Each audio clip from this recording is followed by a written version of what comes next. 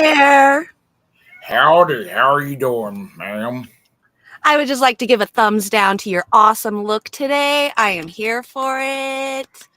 That's great. You know my slogan, fuck the poor. Oh, yeah, that's my favorite slogan, too, for sure. It's For sure. oligarchy all the way.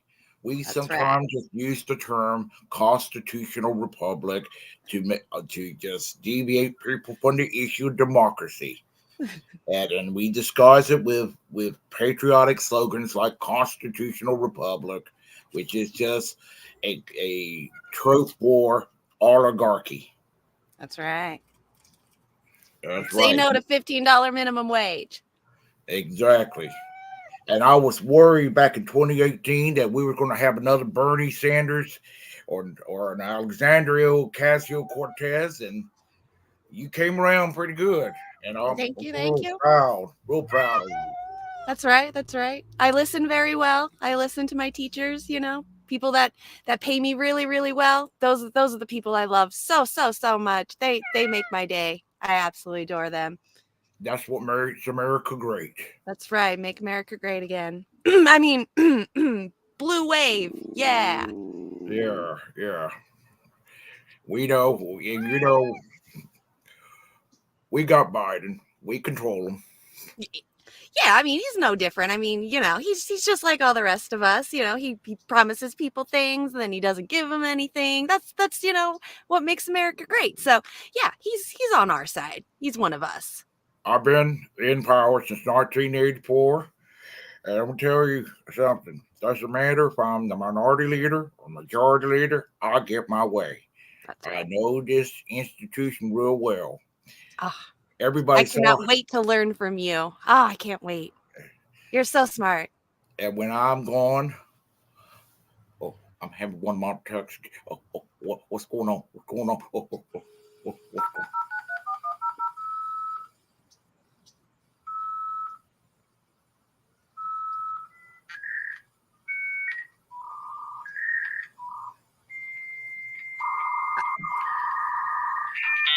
Mr. McConnell, is everything okay?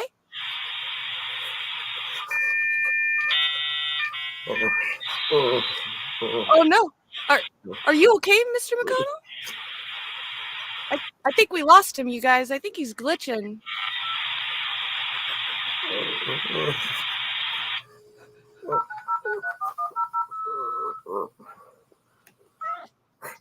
oh, what happened? What happened? Um, nothing, sir. I we can get that edited out, right? Okay, good. Nothing, sir. You were just talking about how great our country was. Why don't you just keep going, sir? You're good. You're good. Oh, well, I'll say, no matter what, if I'm, no matter if he's president, if I'm minority leader, majority leader, I get my way. See how I handled the Supreme Court, two Supreme Court justices. I said we can't. 2016, I said we can't have a Supreme Court justice hearing before the 2016 election. And and in 2020, when Ruth Bader Ginsburg died, I turned around like the hypocrite I am, and I went and rushed in a Supreme Court justice before Donald Trump lost the election. That's right, man. You're so smart. I cannot wait to learn everything there is to know about you. Oh, That's great. You know, Rush Limbaugh, my friend, he gave me this tie back in 1993. He'd be really proud of what you said. He'd be proud of your turnaround. thank you. Thank you. You would be a troublemaker, and we apologize, ma'am. Oh, yeah, no, absolutely, absolutely. I just needed to get my foot in the door, and the people down there, they help you get the foot in the door, and then once you get the foot in the door, then there's a whole new set of people to be able to enjoy and benefit off of. So thank you for allowing me to be a part of the club. That's great. I hope you're happy with the $750,000 in contributions from Big Pharma. That's right. That's right. No, say no to $15 minimum wage. Exactly. Exactly. Uh, so, how are you doing, Jimmy? I'm good. It's so fun. All right, so Um, um, explain to people in the audience who you are. I was playing Mitch McConnell. That's right. That's right. Exactly. Oh, Yeah, Gamer thought I was playing Dick Cheney. that's right. That's right. I Yeah. thought that was great. I mean, you Slightly could more too. hair. I got slightly more hair. Don't let the lighting fool you. And I am Kirsten Cinema because I had to get the wig. Yeah. Thanks for the wig. Oh, yeah. You look great. There you go. It's fun. Yeah. It's fun.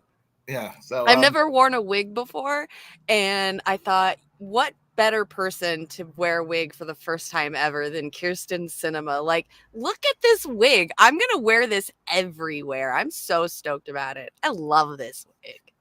actually about back in 2010 at work, I dressed up as an emo kid at work one day. I had a black wig on, and I was like, you know what? If I was a little bit skinnier, I would look like I did when I was a teenager. I was Right. just like, wow, you know, that was crazy. You know, That was it was yep. transformative. Yep. Yeah.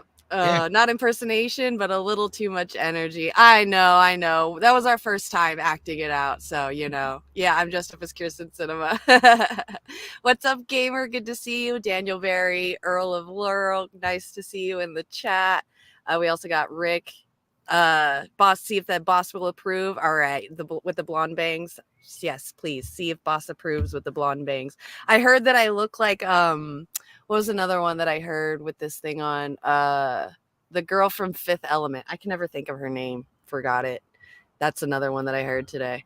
Who else we got? Hirsch up in the Twitch. What's up? If you guys want to go check me out on Twitch, please do that. Vexing Vixens. I'm on my road to 100, and I am live streaming over there. I should probably change my name instead of Jimmy Saves World to my Twitch so people can run over there as well. Warren, good to see you as well. Dead on Cinema, yeah, the Mila Jovovich girl, Jovovich, yes. Girls are always just hot for Halloween, even if it's freezing out. There Right. is one interesting fact about Kirsten Cinema, her ancestry. She's of Frisian ancestry. And are you familiar with the Frisian language? No. It's like a combination of English, Dutch, and German, and that's the part of Europe she's from. I think she's like of Dutch ancestry, but there's like a dialect over there. It's like the closest thing to the English language. It's called Frisian, but it's spoken in certain parts of Germany, the Netherlands, and places like that. Huh, that's interesting. And she speaks that? Or is Oh, that just no, where her that's her origin. heritage? That's her heritage. Okay. Yeah, That makes sense. So yeah. she doesn't speak it, that's just her heritage. Well, German. I would understand that. Yeah. Meh. So anyway, yeah, it's sad. She went from Green Party to what she is. I mean, it's Yeah. yeah. In some ways, probably worse than AOC. In some ways, Yep. yeah, Absolutely. yeah. But I would like to thank Kirsten Cinema for this amazing wig. I'm just kidding. Yeah. And this awesome coat. I had to get this furry coat too. I was like, oh yeah, this looks comfy and it's super fancy. I'm like, yeah, we going full on out today. She is stylish. I'll give her that. She Yeah. is definitely stylish. So Yeah. I know I was out shopping around yesterday for like the outfit to wear to go with this. And I know she wore that yellow thing with like the big poofy arm thing. And I was like, well, I know that's going to automatically give away that, it's Kirsten Cinema. Like it probably would have been the perfect thing to wear, like the giant arm puffy thing. I just could not get myself to spend $20 on something that I'm going to wear for 2 hours and then I'm probably going to burn again because of the poofy arm thing. It's probably the most ugliest fashion style I can ever imagine in my life. And I could not get myself to spend $20 on a shirt that had a poofy thing that I would wear for 2 hours and then I'd never wear it again. So I was very happy. I was like, oh, I'm just going to go with like the little furry thing. This thing cost me $10. Like I was stoked. I was like, it's furry. It's a little fashionista. Maybe the wig will help me get away with it with the glasses. And then I don't have to wear this stupid poofy arm bullshit. So, it was a mess yesterday trying to figure out how to do it. You guys wait till tomorrow too. I got a special costume for the secret show for tomorrow night as well. yeah, I got something in store for my a live stream tomorrow night too. So Ooh. yeah, so where everybody's got, we'll be, I won't be Mitch McConnell. Oh, by the way, anybody curious what all these little tags says here? Yeah. Talk about those. I saw those today too. I got to get in my Mitch McConnell mindset again. Let's see. This says here, fuck the poor. This says here, asshole. 'Cause that's just what I am. I'm paid for. I'm bought. I'm a neocon. I'm corrupt to the core. Let's see here. I'm a Kentucky oligarch. It's all about dollar signs and Christianity. And that's all I'm all about. Mitch McConnell. I'm a fucking asshole. And don't anybody forget it. I wear it as special honor. I'm so here for it. I love it. I think that's great. You're the best. I can't do it too long. I get so embarrassed after a while. So you're awesome. You're so fun. True actor over I there. accidentally did it about back in 2007. He got on my nerves so much seeing him on Fox all the time during the Bush years. I was just like, I just started doing impressions out of him out of anger, and I just kind of mastered it. It's definitely amazing. Warren says that you had to write a note to remind yourself that you're an asshole. That's great. Oh gosh, yeah. Oh yes. Yeah, I think that I think we hit the sweet spot doing this for Halloween. Yeah, I agree. Yeah. This is super fun. I Yeah. have a blast with this. I really want to wear this wig again too. I'm having way too much fun with this wig today. Oh man. I might get you this wig too, and then we'll be twinsies. There you go. There you go.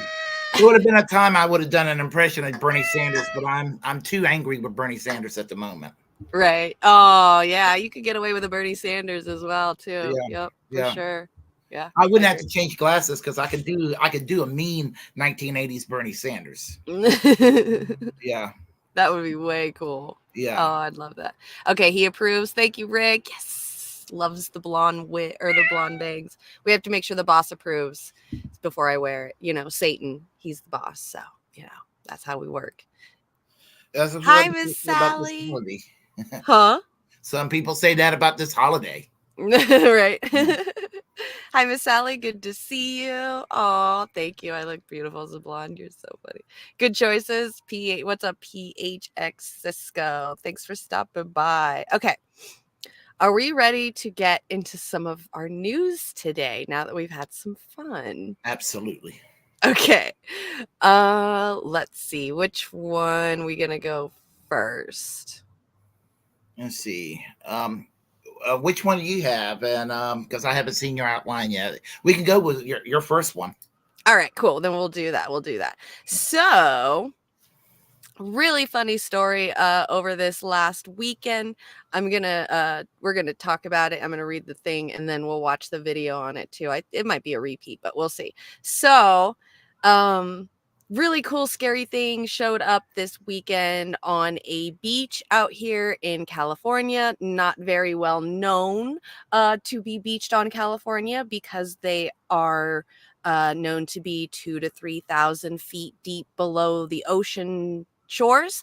But it's really, really cool to see one out here because this is legit 100% my absolute favorite animal in the entire world. I'm sorry for all the God blessed ads. I cannot believe this. So in San Diego, for the second time in 2 years, a ghoulish reclusive species of deep sea fish washed ashore on an Orange County beach just in time for Friday the 13th. Seasonal lifeguards at a Crystal Cove State Park discovered a deep sea anglerfish laying on the shore of Morro Beach. The park later shared the pictures of the incredible find. Lifeguards estimated that the intact but deceased specimen washed up with the morning's high tides. California's Department of Fish and Wildlife personnel picked it up shortly after for the research. There's that beautiful, beautiful girl. I love her so much. She's so gorgeous. If you guys don't know what an anglerfish is, they're gonna tell you because I'm catching ahead of myself. With a gaping mouth and a spiny fin, the specimen identified as a Pacific football fish was the same species as the anglerfish discovered earlier. Specimens found 2 years ago is at the Museum of History in Los Angeles. I just wanted to show her really quick. She's absolutely gorgeous. And then the next picture, there's the woman holding her. So there you can actually see like the size of an anglerfish. She's not very big. Some do get pretty big, but she's not. According to state park officials, there are more than 200 species of anglerfish worldwide. Female Pacific football fish possesses the long stalk at the top of their head that has the bioluminescent tip used to lure prey in pitch black water. Experts say their mouth, full of pointed glass-like teeth, is capable of sucking up and swallowing prey as large as their body can reach. Males. So if you guys, really quick, because I'm just gonna get ahead of myself really quick. These are the fish from Finding Nemo, if you guys remember, with the light in front of its head. This is that fish. They are called anglerfish. I'm really quick, this is my favorite fish in the entire world. I absolutely adore the female anglerfish. Probably the most boss bitch I've ever seen in my entire life. Wait until you hear about how they reproduce. This is why I love this fish. One of the reasons why I love this fish. She's just amazing. So, okay. Males, on the other hand, never grow beyond about an inch long. So they grow only till like no bigger than a pinky finger.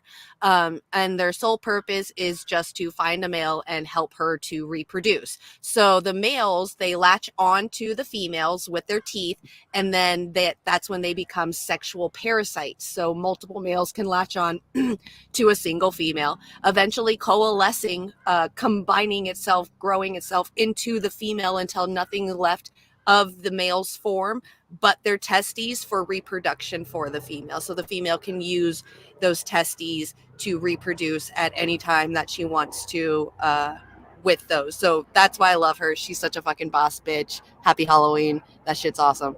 The specimen discovered on October 15 obviously is a female. While they're a common species in the depths of oceans, experts say it's extremely rare to see an actual anglerfish intact above shore. So this is very rare to see it fully intact.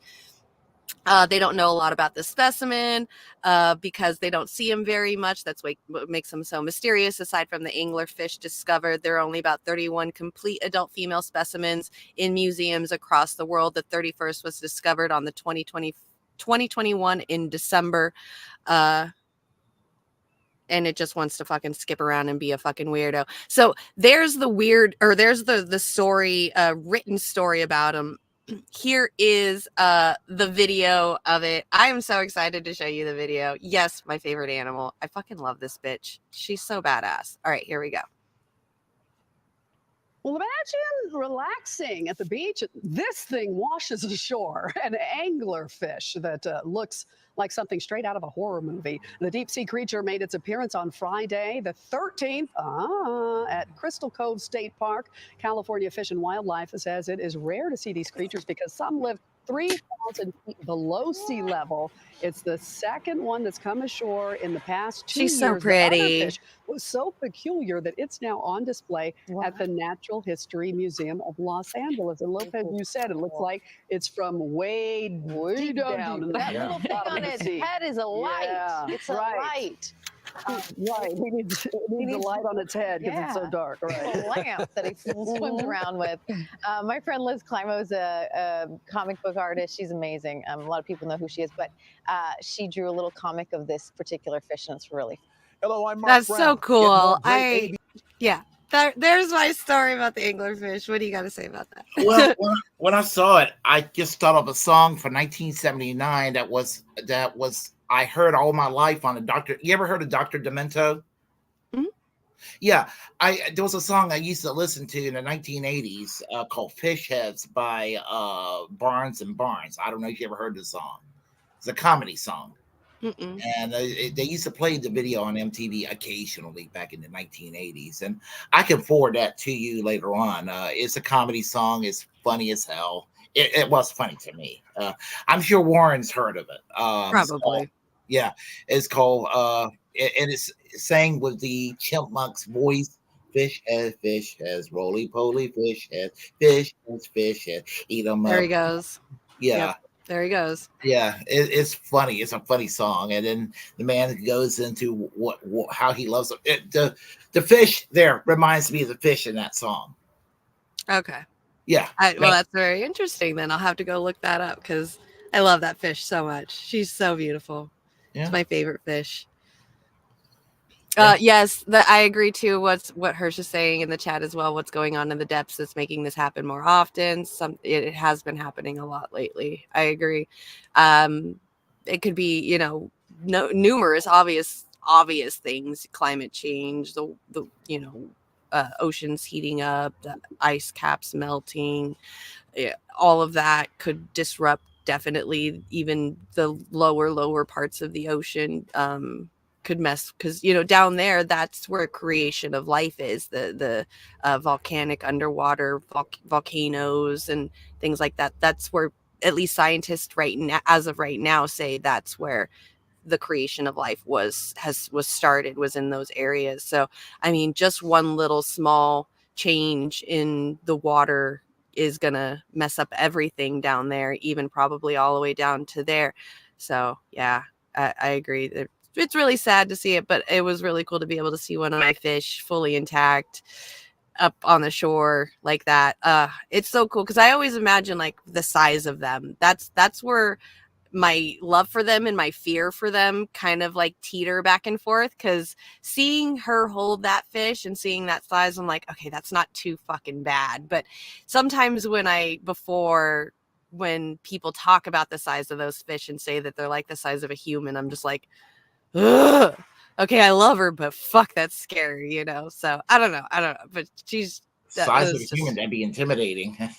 right. They could get pretty fucking big. That's what they say. So, and there's multiple different types of species of the anglerfish, of the umbrella term of anglerfish. So, I mean, there could be different sizes, and that was just that one version out here in California that got found. So it's crazy. Yeah. Rick says he's never heard that song. Underwater volcanoes can blast them to the surface. Maybe. Jesus Christ, Warren. Oh, geez. Fucked around with an Aquaman and found out. It is Halloween. We might as well have fun with it, right? Jesus. Yeah. Yeah. Yeah. Well, yeah. That's an interesting fish, and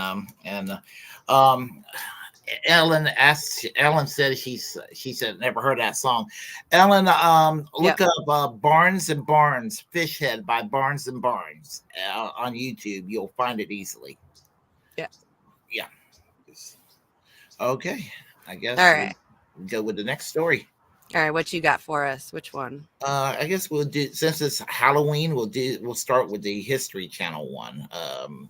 Because I just want to plug. I just want to I want to own the fundamentalists sometimes. So. No, I get it. Yeah, okay, let's expand that size. Oh, actually, hold on a second. Yeah, let's see. Of course, ads. Here this. Okay, let's see. Let's go. Yeah, started here. Halloween may be a secular holiday dominated by candy, costumes, and trick or treats. But holiday is rooted in an annual Celtic pagan festival called Samhain, pronounced Samhain. That's then appropriated by the early Catholic Church some 1,200 years ago. The ancient Celts were an assortment of tribes and small kingdoms once scattered across the Western and Central Europe. Distinctive language and culture, explains Frederick. I cannot see too well, sorry. Sup, a historian specializing in Celtic medieval history at Ball State University, Indiana. Even the Romans conquered the realm. The Celts continue to survive and thrive in places such as as such as Brittany, Cornwall, UK, Ireland. Ireland, and Isles of Man, Scotland, and Wales. Thank you. Do you want me to make it bigger? Yeah, let's make it a little. Yeah, actually, Halloween inspired by Sam Hain. I don't know if I can make that any bigger, Actually, buddy. that's fine right now. Okay. Okay. The Celtic festival, that is the ancestor of Halloween, was related to the Celts.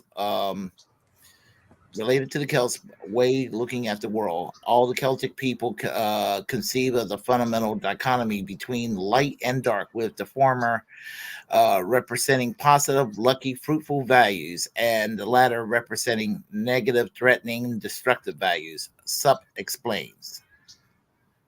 The Celtic year began at sundown at the end of the autumn harvest, continued through the darkness of the winter and the early spring into the brightness of the summer growing seasons, and concluded with the harvest. Two big holidays divided their year. Beltane, which took place April 30th to May 1st on our calendar, and Samhain, which occurred from October 31st till November 1st. It's Samhain.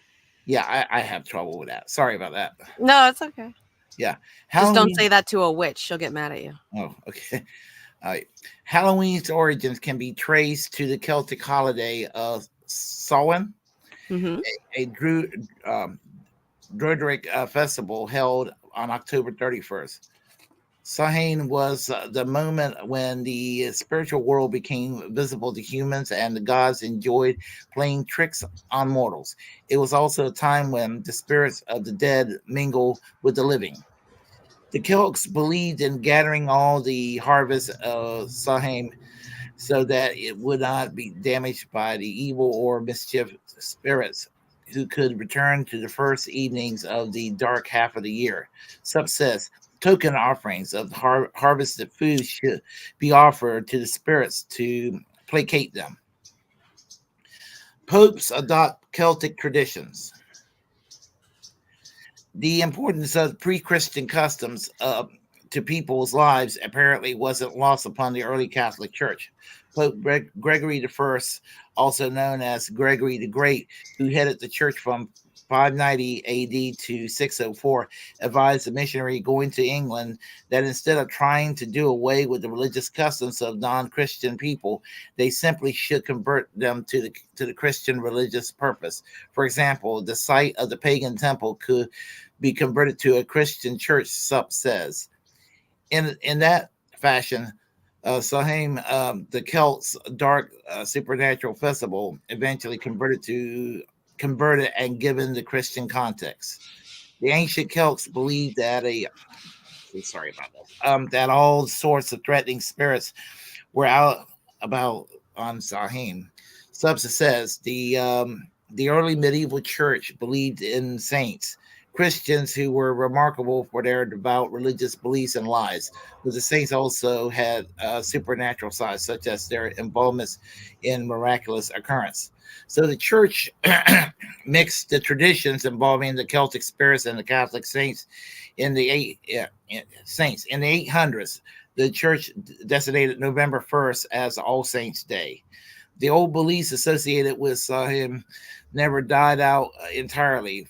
Folklorist Jack Santino wrote in a 1982 article in the American Folklife Center, the powerful symbolism of the traveling dead was too strong and perhaps too basic to the human psyche to be satisfied with the new, more abstract Catholic feasts honoring saints.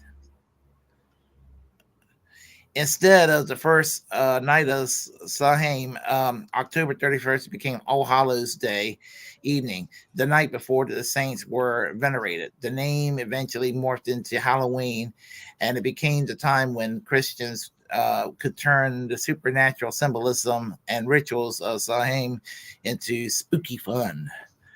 Jack-o'-lanterns, trick-or-treating origins. This is where it gets Americanized here. Let's see. A group of children and illuminate a jack-o'-lantern on the fence post on Halloween night. Of course, on the illustration there. Yep, right there. Yeah. Yes. That's cool. Yeah. Let's see. One of the rituals adopted from the Celts was the pumpkin carving, which held religious significance. The jack-o'-lantern Custom consists of placing fire, which imitates good magic of the sun inside a hollow out vegetable representing the harvest. Some said it was done in the hopes of good magic will help to preserve the harvested food through the dark half of the year until the next growing season could replenish the community's food stocks. Later in Ireland and Scotland, people developed the custom using similarly carved vegetable lanterns to scare off the mystical character Stingy Jack, who wandered Europe because of the devil wouldn't let him into hell. He must have been a badass motherfucker. Hmm. Similarly, the practice of trick or treating originated in the Celtic custom and giving the token bits of the harvest to spirits wandering outside of the houses and evenings saw him is to placate them and prevent them from doing destructive things to the harvest or to homes. Sup said once Christianity became established in the Celtic religions, young unmarried men would parade around Halloween, going to houses and calling for gifts to the spirits. This was a time when the hard work of the harvest was done, so they could indulge in some pranks to let off steam. Some said in Scotland, the groups of young men were called geezers, because they wore disguises and the beginning of the customs of wearing Halloween costumes. Excuse me. Centuries later, Halloween costumes were brought to the United States by immigrants from Ireland, Scotland, and other ancient homelands of the Celts. As of 1894, the article of the Christian work describes the holiday. Halloween is a night when witches, evil spirits, and all mischief brewing spirits went forth on the dark and mysterious midnight revels. And yeah, Is that it? that's Right. yeah. Well, and basically the reason I put that out is that I get lectured a lot by fundamentalist Christians that is, that how evil it is, and they're in a campaign to try to stamp out Halloween when it's all innocuous and fun for the most part, Mhm. and I have to tell them that there are Christian origins to Halloween, and of course, I was pleasantly surprised to find out was brought here by Irish and Scottish immigrants in the 19th century. Very nice. Thank you Yeah, for that history lesson. That's yeah, pretty cool. yeah. I just just little things you find out. I mean, like I didn't even know until the mid 19th century that Christmas was not really celebrated by too many Americans until just like a little bit past the Civil War. It started Mhm. to pick up as a trend. Mhm. Yeah, Absolutely. yeah. And a lot of the holidays that we celebrate are seasonal changes Mhm. originally for people who were dependent on the farming that they did for their livelihood at those times. So Halloween, Samhain is for fall, Christmas is for winter, Easter is spring. You got most of our major holidays are usually based off originally for seasonal changes, which is pretty interesting because now you hear Christians talking about it. Christians don't even celebrate Halloween; they celebrate the Harvest Festival now because Halloween is so evil and devilish for dressing up like a witch or a ghost or a skeleton, go trick-or-treating. Instead they go and do it at the church where you're PG-13 costumes and you're praising God at the same time and just keeping it very just kid friendly. Sanitize. Yeah, absolutely. Yeah. So even Christians in the last, I'd say 25-30 years has kind of even taken off a lot of the original Halloween customs and turned it into their own version as well. Now I'm gonna tell you a kind of a warped story, and I didn't know any better. But when I was growing up, I mean, this was not controversial when I was growing up. I mean, kids went trick or treating and all that. That was not anything controversial in the 1970s or even in the early 80s. But one day, and I could have gotten in trouble for this. I had no bad intent on doing this. I just wanted to scare kids. So I took a trench coat and I draped it over my head like I had no head, and I should have had a plastic knife. I should have had a plastic knife. But I went darted out of the woods, out of the bushes. I went like that, and the kids started screaming. Awesome. That's the whole point. That's the point. Oh, I was such an asshole. I was Yep. an asshole. I could have gotten in trouble for doing that. Yep, absolutely. But you know what? That's the whole fun of trick-or-treating and stuff. I mean, is to scare people. I worked in haunts before, so like haunted mazes and stuff like that with professional scarers. And that shit is so much fun. It's the best. Like my cat literally just pushed my mouse button. Finding out and figuring out what kind of people get scared versus what kind of people don't get scared is it's a lot of fun. It's a lot of fun. Lots of mistakes, lots of bumps and bruises too, but I love scaring people. That's my favorite part of Halloween. Yeah, I mean, as I said, and when I should Right, have Ellen. I should have used a plastic one. I really should have. I didn't know any better. I was 15, 16 years old. It was just something on a whim. I just decided to go ahead and just decided to go ahead and do on a whim. Yep. I just thought it was going to be fun to go ahead and scare some kids. That's great. That's They great. did get scared. Yes, Rick. Earl Grey. Absolutely. Earl Grey all day. Tea aisle. Sorry, me and Rick are on our own little world. He's shopping for the devil right now. So grocery shopping for the devil. Because we're gonna have a Halloween party in hell tonight. And I'm dressing up as Kirsten Cinema. All right. Oh god, this is good. Okay. What is it? Where was it? Yeah, so I agree with Ellen right here. She says you're right. It's trunk or treating and it's just about candy, no fun at all, which I completely agree. So I'm segueing. This is awesome. So this is a thing that pisses me off right now about Halloween because like it's candy. Like, okay, yeah, it's so much fun as a kid to be able to get candy for Halloween. Like that's, I mean, other than, the dressing up and the makeup and, going out at nighttime trick-or-treating and seeing all the cool decorations and getting, scared and stuff like that. Other than all that, like candy at the end of the night when it's all over and done with, that's the benefit. Like that's the cool little icing on the cake for everything. And for me growing up, I've never been like the one that has stayed at home and handed out candy before. I'm always the one, like taking my kids out trick-or-treating and stuff. I don't have that kind of money, to go buy candy, but I'll at least, once a year, at least buy like a bag of mixed candy in case, the kids don't get enough. Their bags feel a little bit empty. I'll just kind of, throw a handful of extra bags of like candy in there that I've bought of a giant bag. And the bags are, usually they're like $6-7 for a giant bag of like 150 different types of candies. But right now, this year alone, we're going through something called it's called a shrinkflation. Okay, not only have bags of candy doubled this year, maybe even tripled, not only possibly most realistically doubled, but the candy is also getting smaller.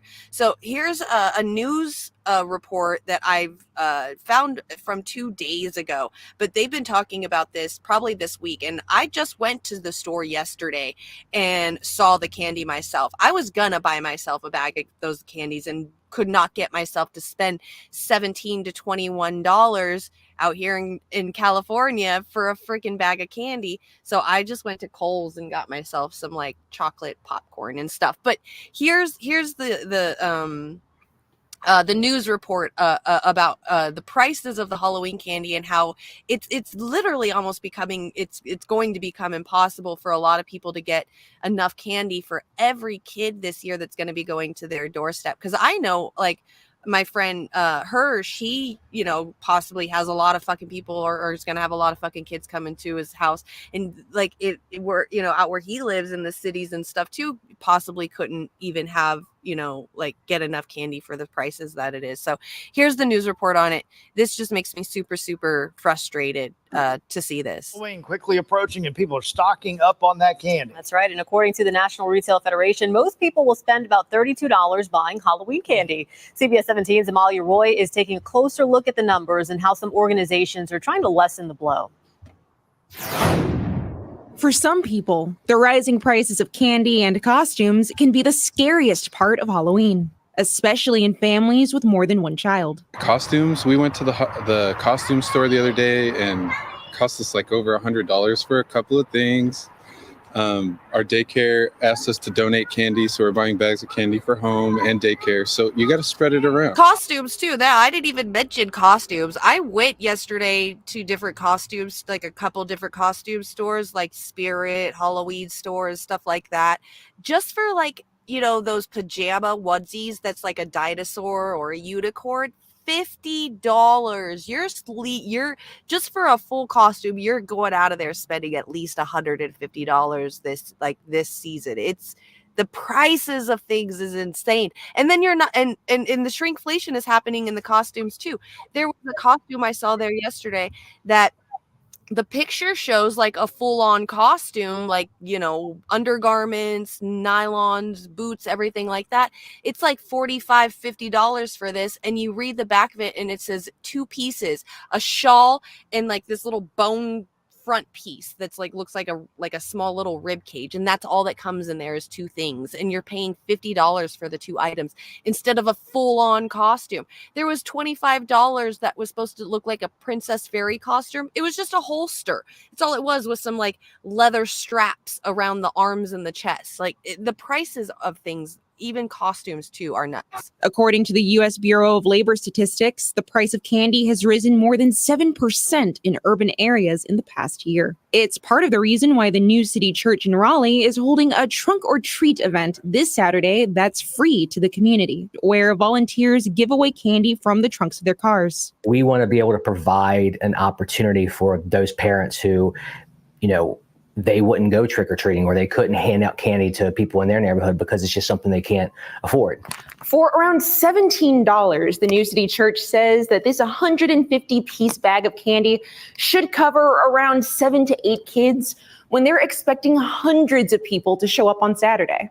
Our candy budget right now is sitting at around $600-700. It's just expensive. The National Retail Federation says it expects people to spend a record-breaking $108 per person for all Halloween festivities. In Raleigh, Amalia Roy, CBS 17 News. The candy adds up pretty quick. The price of it, buying it. It does. You know what I do about that? You don't give out any candy. I just turn the light off. You're one of those? Oh, that's so mean. Do you get kids coming to your house? Kids at my house? Mm-hmm. I normally go out on Halloween if I'm off. So, yeah, that's normally what I do. That's what I'm going to have to do, too, here where I live. Like, even if I wanted to sit at home and hand out candy, I live in a mountain community, so we don't have kids that come and do trick-or-treating. There's like a 1 or 3 block area out, like about a couple of miles away, where they do the trick-or-treating just in that one area. And it's pretty cool. They definitely go out for everybody in the whole mountain community, just that little 3 block area. There's like a couple of haunted houses, some people on the streets with fake chainsaws. You got kids candy, get every door you can knock at gives candy. And then there's like a couple houses, or at least one house at the end of one of the blocks that gives out Jell-O shots for the parents in the back. While their kids go up and get candy at the door, they hand out Jell-O shots for the parents. So they do go full out. But the mountain community is this where I live, definitely full of trunk-or-treaters. It's a lot of trunk-or-treats in church parking lots. We have a lot of churches and bars here. So it's either lots of drunk grown-ups or kids that are going to be trunk-or-treating in a parking lot. So yeah, we don't get trick-or-treaters out here. So I think I'm not even really quick. What do you have planned for this Halloween? Are you doing anything? Okay, this is my plan. I'm probably not going to live stream at night. I'll probably live stream when I get home. When I wake up, I'll probably do a quick live stream because I want to. And then if I have the energy, I may go to Chapel Hill, which is an hour away. is an hour away from Smithfield, where I live. And I may go out there, go to the cave, or go to the Cat's Cradle or someplace like that, see if there's some live bands playing or something like that. Something along those lines. Because Chapel Hill is probably one of the few places where you can still have some kind of fun for somebody, like myself these days. Mm-hmm. And are you dressing as Mitch McConnell?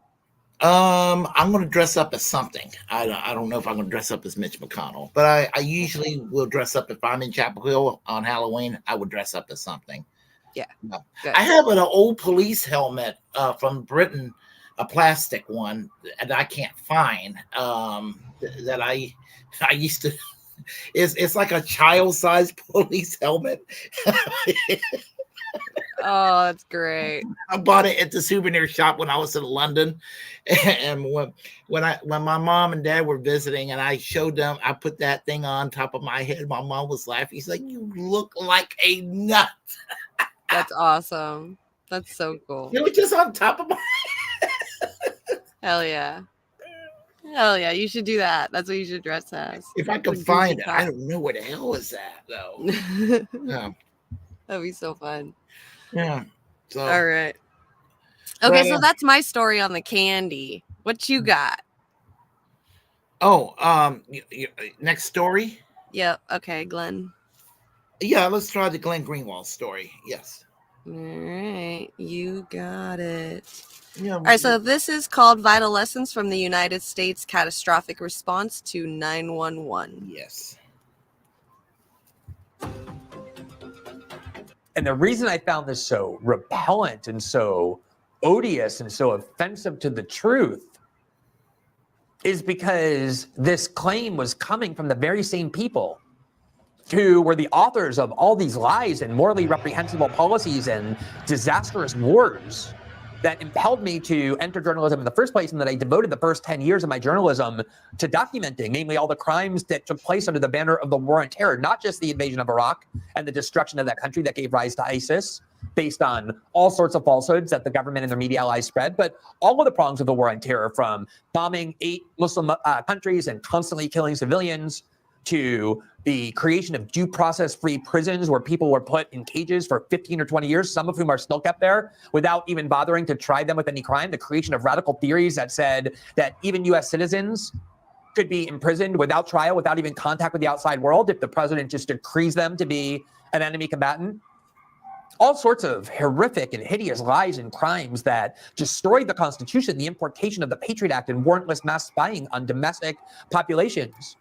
And it was shocking to me, genuinely, to watch the very same people who did those things, the worst crimes in American history, or at least in the last 7 or 8 decades, that the very same people responsible for them were welcomed back into the media, were empowered by the media, were celebrated by American liberals, also that they could turn around and act like they were so alarmed by Donald Trump's unprecedented attack on all things decent. And whatever you think of Donald Trump, there's simply no case to be made that anything that he did, whatever the worst things are in the same universe of destruction and moral crimes and legal crimes and lies that were undertaken by the U.S. government and the U.S. security state under 2 separate presidents, all justified in the name of avenging the 9/11 attack and persecuting the war on terror.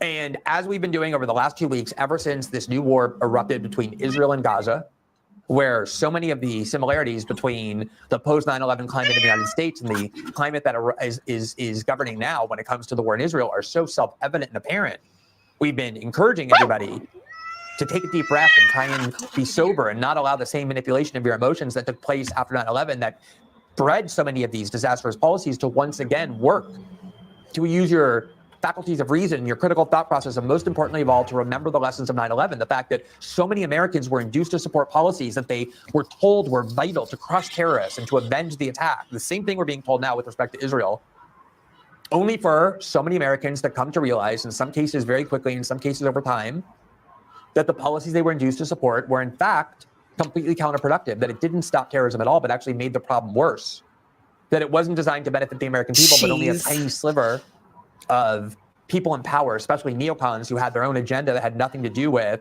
protecting the citizens of the United States. And that in so many ways forever marred the perception of the United States in the world. That wasn't. Sorry about the kitty, y'all. He wants to sit on my lap, and I just realized that I have a new white shirt that's furry, and he has black hair on him, and I'm like, oh great, here I go. 5 minutes into this fucking show, and I'm already getting my fucking white shirt with black hair on it, and I'm freaking the fuck out. So sorry about the cat. He just meows because that's just what he does. Because he's a meower. He's good. He's chilling right here next to me. He's fine. Don't Yeah, trip, the you cat's guys. meowing for Halloween. That kind of adds to the aesthetics and everything. So Exactly. It adds to the the creepy aesthetics. Be good over there. And done by Donald Trump, but instead by George Bush, Dick Cheney, and his team of neocons, in many ways extended by President Obama. And so when telling you that we hope that you will apply the lessons of 9/11, we stopped and realized, well, what are those lessons exactly that we're hoping will be applied? And what is the history of 9/11 and the war on terror that we keep referring to as so crucial to preserve and then apply? And so we decided to go back, and one of the things we tried to do on Friday nights is to take a little bit of a step back from the immediacy of the news cycle and be able to delve deeply into the historical context necessary for understanding events. We've been doing that. We did that just recently with the 1990s and Waco and Ruby Ridge and the war on civil liberties on the part of the U.S. security services that took place in the 1990s that have given rise to the abuses of today. We've done that in other instances as well, or done interviews that are designed to take a little bit of a step back from the news cycle because people have more time on Friday night or the weekend to consume those kind of programs than if we just throw it into the middle of the week. And we found that the feedback is great. Often they're the most watched shows. And so we thought Wait, Warren, you don't like the green on his show, the green, white, and gray colors? I love it. I dig it. I got like pots and pans sets that's this color because I love this color so fucking much. This is a sick ass color. This is like the news color I wish they would do more often, but it's always like blues and reds. I wish they would do more greens. I really like this color. What do you think? You like the color? I'm okay with the color. Yeah. I like it. I dig it. I think it's cool. Thank you. To go back and remind you of some of the low points of the war on terror. Of course, and the similarities that seem obvious to me with the current climate that has been deliberately cultivated as well in the name of launching new wars designed to crush the terrorists. So one of the things, as I said, that disturbed me more than anything else as I watched and lived through the response to the 9/11 attack. I lived in New York. I was there on 9/11. I shared all that rage and outrage and was also manipulated like so many other people and uniting behind George Bush and Dick Cheney, like most of the country did. They had 90% approval rating. And the war in Afghanistan commanded virtually unanimous support, as did the enactment of the Patriot Act. What really was, I think, most notable, and that's worth remembering, is the repressive climate that emerged, the utter intolerance for dissent, the inability to dissent without having your reputation completely destroyed. And this emanated very deliberately from George Bush himself on September 20th, 2001, 10 days after the 9/11 attack, with the building still in rubble and the body count still unknown. He went before a joint session of Congress, his first address as president to the Congress since 9/11, in a speech written by the neocon warmonger David Frum, who has spent his career accusing everybody who opposes U.S. government wars as being a traitor or being unpatriotic. And Bush created this framework, this binary framework, where either you support everything the government does or you will be deemed to be on the side of terrorists. Here's a reminder of what he said. Every nation in every region now has a decision to make. Either you are with us or you are with the terrorists.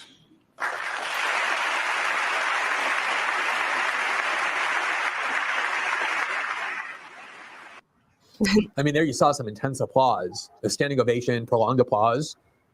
And that became the framework that I would suggest is just as present today. Either you Ellen, I'm complete opposite, but for the same reason. So teal is my favorite color because it's wishy-washy. It's unable to commit. Story of my life. The war on terror. Either you support everything Israel does, or you stand accused of being pro-terrorist, pro-Al-Qaeda, pro-Hamas. And it wasn't just George Bush who said it, although obviously him saying that 10 days after the attack with the country united behind him was the most important proclamation. It set the tone for everything that followed. But all sorts of journalists and commentators and people in the media did everything possible to fortify that framework by constantly accusing anybody off key of being a terrorist or a traitor. The writer Andrew Sullivan, who since has apologized for this and come to regret it, but at the time he was a vehement supporter for the war on terror in the way that British pundits like to get. There's something about British culture where they all want to be Winston Churchill. The minute it's time for a new war, they don't go to war, but they like to prance around and beat their chest and insist that somehow they're powerful and courageous and purposeful because they want to send other people to war. Coined a phrase, Andrew Sullivan did, a fifth column in the United States, meaning the term for traitors, for people who work within their own country to undermine and subvert their country by working with the enemy, that anybody who questioned George Bush or Dick Cheney, the war on terror, got immediately labeled that way. Imagine how damaging that is to one's reputation. Just like it's quite damaging now to be called pro-Hamas for questioning what the Israelis are doing or the U.S. government support for it. Here is the media criticism group FAIR, Fairness and Accuracy in Reporting, which compiled in November 2001 the examples of how this was accomplished, of how any dissent was equated with treason. The headline is "Covering the Fifth Column." No, Media Warren. presents Red, pro-war white, and dark distortions red of is peace horrible. movement's views. And this is Everybody what it does said. that. In place of consistent coverage of the peace movement, some pundits and columnists sounded the alarm about the threat to America from within. New Republic editor Peter Beinart on September 24, 2001, thought critics of the administration's plan should either keep quiet or explain their loyalties. Quote, domestic political dissent is immoral without a prior statement of national solidarity, a choosing of sides. So he's just talking about like the similarities between what happened after 9/11 and kind of what's going on right now with the Israeli-Palestine. Yeah, it's war. like it's repeating itself, and that's Yeah. basically yeah. So And that's what I mean. We've been talking about that the last couple of episodes since this stuff has been going on. Is listen to the rhetoric that the news media and the politicians are saying. Listen for those words that are getting repeated over and over again. I mean, I don't have anything to bring up about it, but I did hear this morning.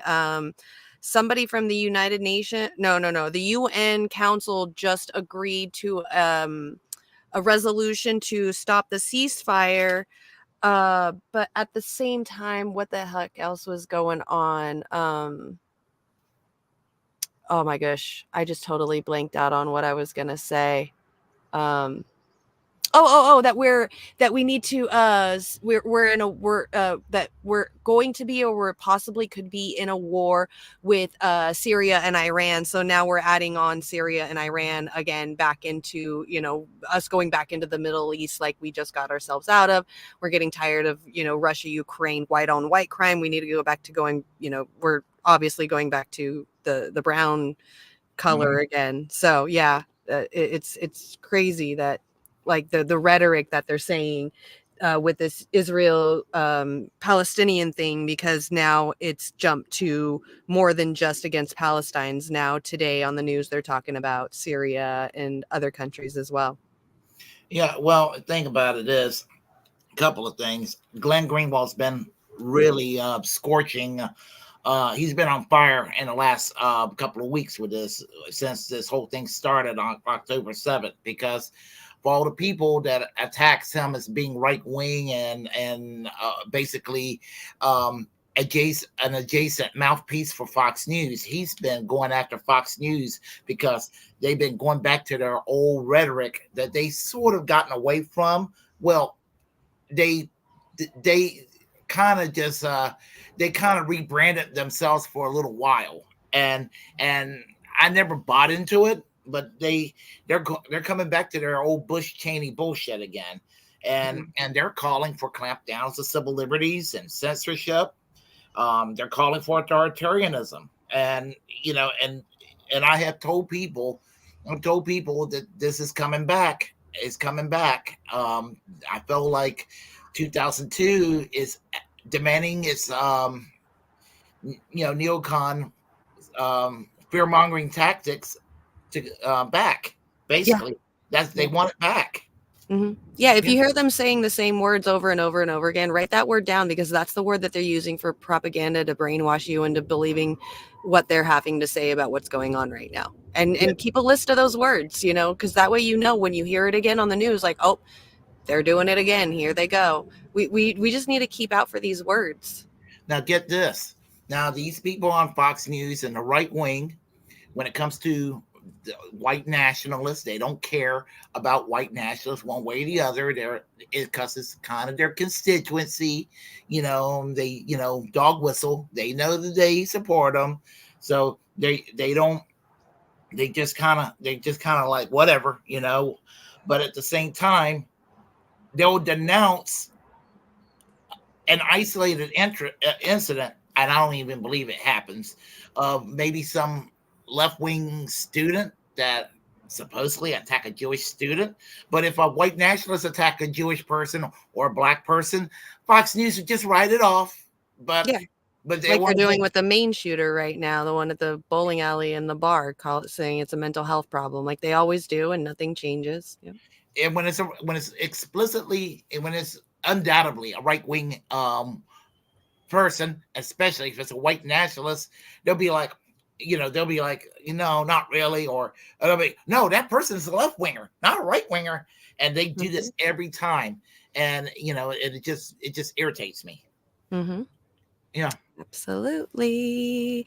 I agree. And there was oh yeah, that's right.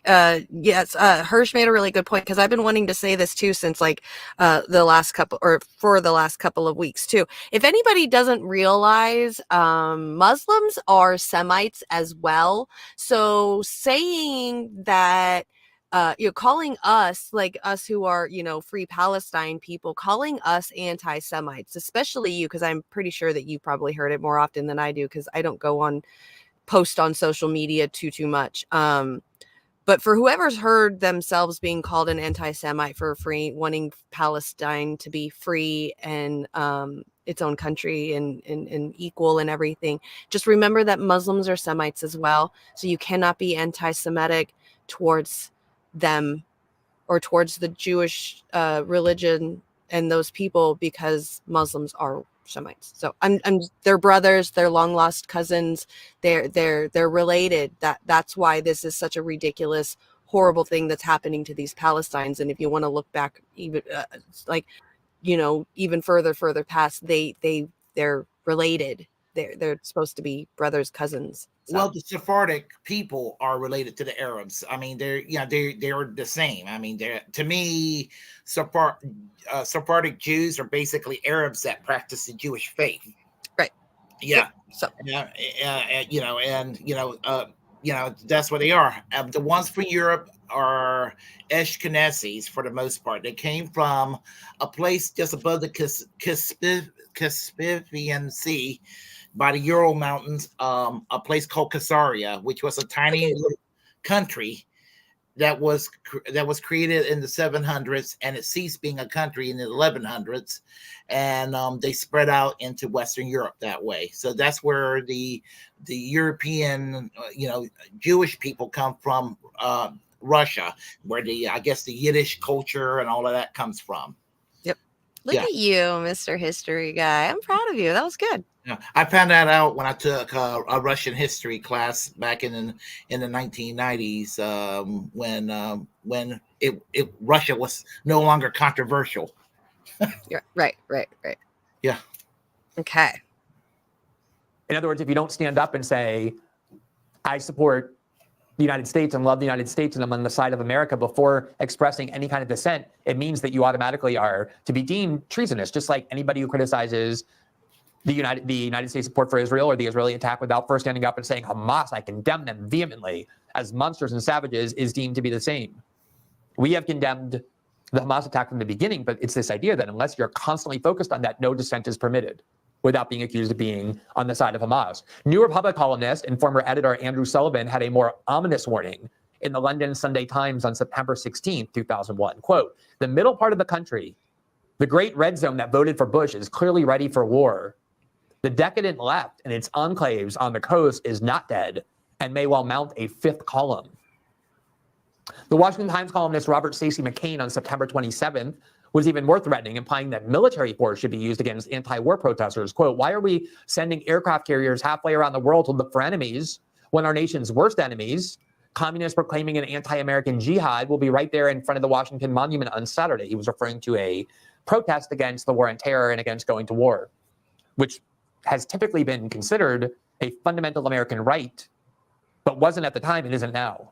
Right-wing provocateur David Horowitz in the LA Times on September 28th chided today's student activists with this reminder, quote, the blood of hundreds of thousands of Vietnamese and tens of thousands of Americans is on the hands of the anti-war activists who prolonged the struggle and gave victory to the communists. Horowitz added that, quote, this country was too tolerant toward the treason of its enemies within. That was very much the climate. And the amazing thing about it was that the number of people dissenting was extremely small. Almost nobody with any power.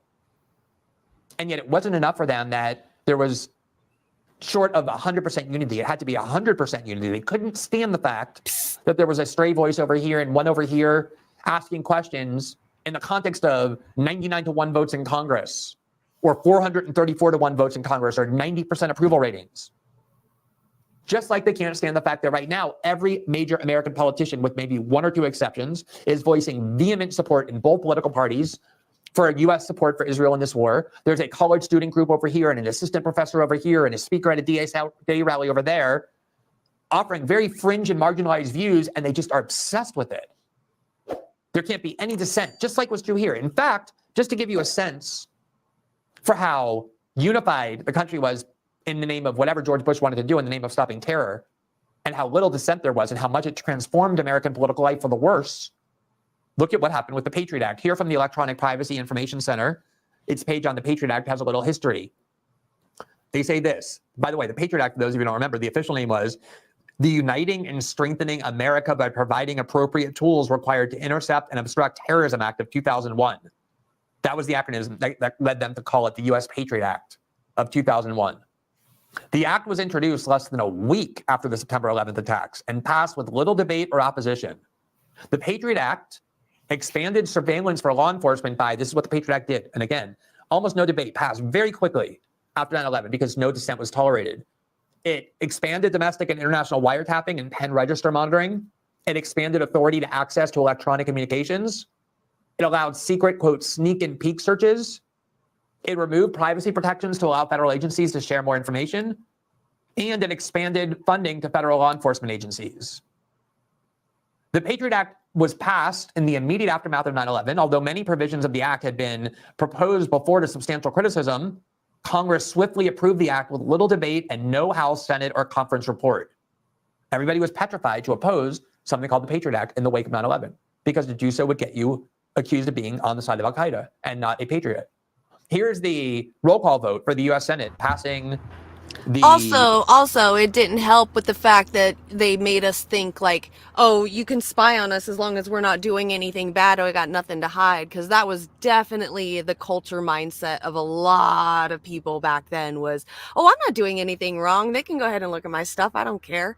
And that was like this one of the starting points of them being able to spy on us. So it's been, I've always said, the modern era of creeping authoritarianism started with George W. Bush. Yep. With the Patriot Act, the Department of Homeland Security, and just the surveillance state that we have become, and each president had done something to make us more authoritarian.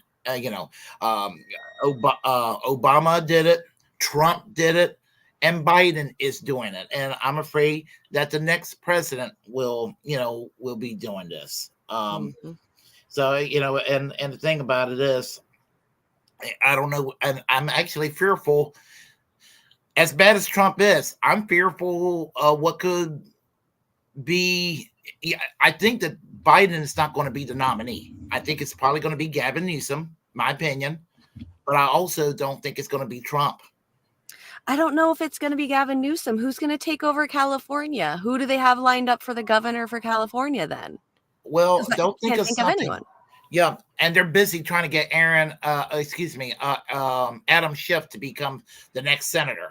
Right. So if he's That's senator, then him. he's senator. Who's going to be our? Like if Newsom goes for president and he wins, who's going to be our governor then? Who's going to take that spot? Hopefully, somebody better than him. Yeah. No, leave it up to the Democrats and it's not going to happen. But yeah, I got into kind of an argument the other day about the California Democratic Party. Somebody told me that the California Democratic Party is far left. I said they are not far left. And I got politically incorrect with this person. I said being tolerant of a couple of dudes, cocksucking is not leftism per se, Yeah.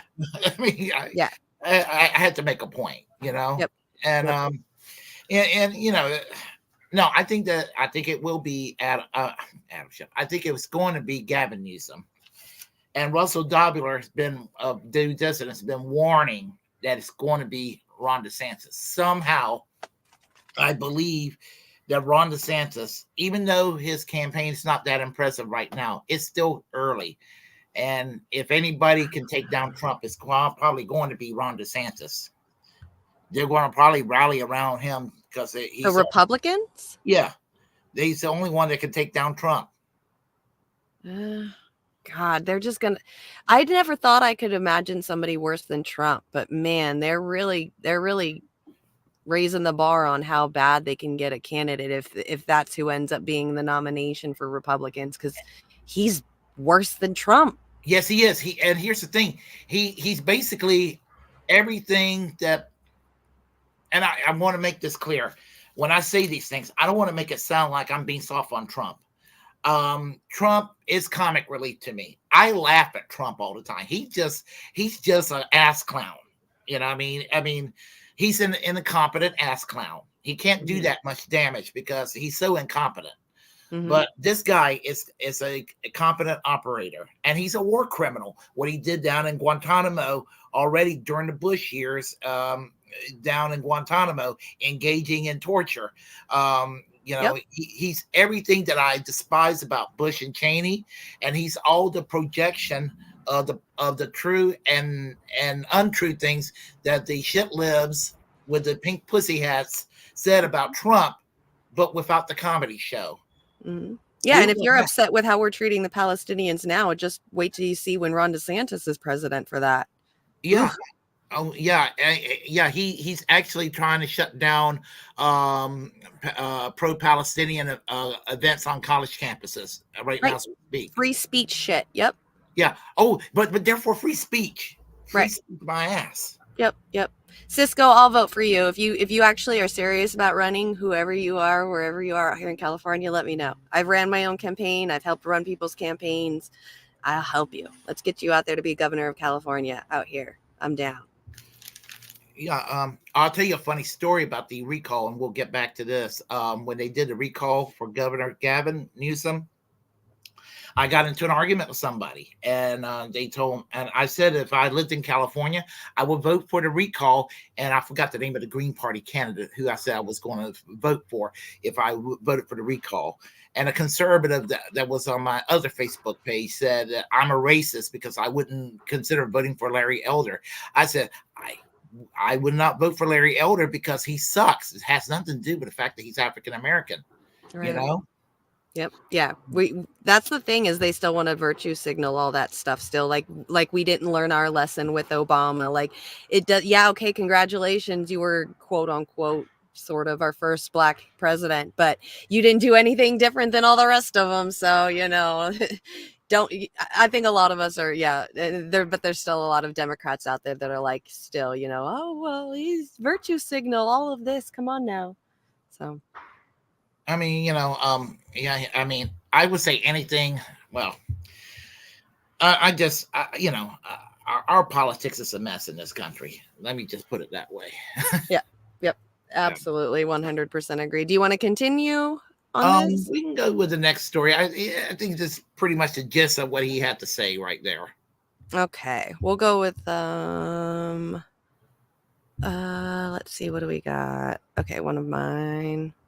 So this isn't, oh shit. Why did it do that? This isn't as, well, it's not funny at all. Why is it full screen like this? Tell it to stop.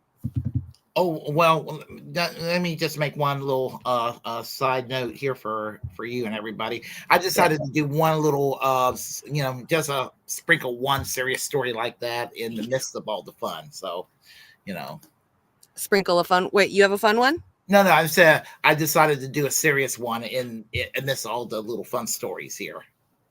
Oh yeah. No, I've definitely got some serious ones too, of course. Okay, so this one isn't funny at all, actually. So this was in Rowan County. I have no idea where Rowan County is.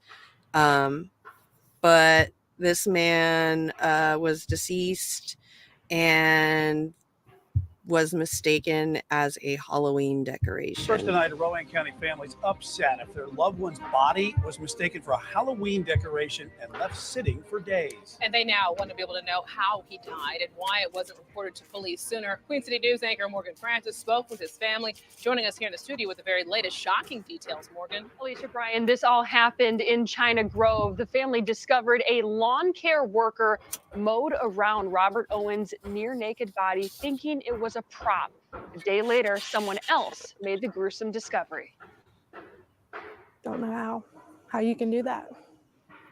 Mow right beside someone and assume that they're Halloween decoration at a house no one lives at. The last time families saw Robert Owens was October 1st, a Sunday. It wasn't until a week later that police found him here, down a long driveway off of Shoe Road in China Grove. He had little clothing on and was face down in the grass outside a home that family says has been empty for quite some time. My grandmother's lived off of Shoe Road for 40 plus years, and he's never been to this house. He's never known of this house, this far off the road. He's never been back here. He's never been known to come here. Police told his sister Haley and mother Brenda that the 34-year-old hadn't been shot. They had to gather the rest from a construction worker on the property. Construction worker told us that he had cuts and scrapes on his arms. It looked like defensive wounds is his words. Family members admit Owens has been known to do drugs. They say, however he died, doesn't yet explain how he ended up here. Police don't suspect foul play, but they're still investigating his death. In the meantime, his family is still in shock. The man they all love is now gone forever. His nieces and nephews love him. And he had just gotten my son a jacket, and he didn't even have the chance to give it to him. Oh. They want answers. The China Grove police chief tells us they are expecting to get more information this week. They're still waiting for the autopsy results to come back.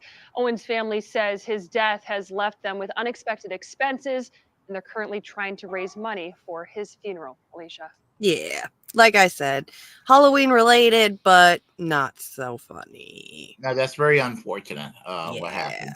Absolutely. Yeah.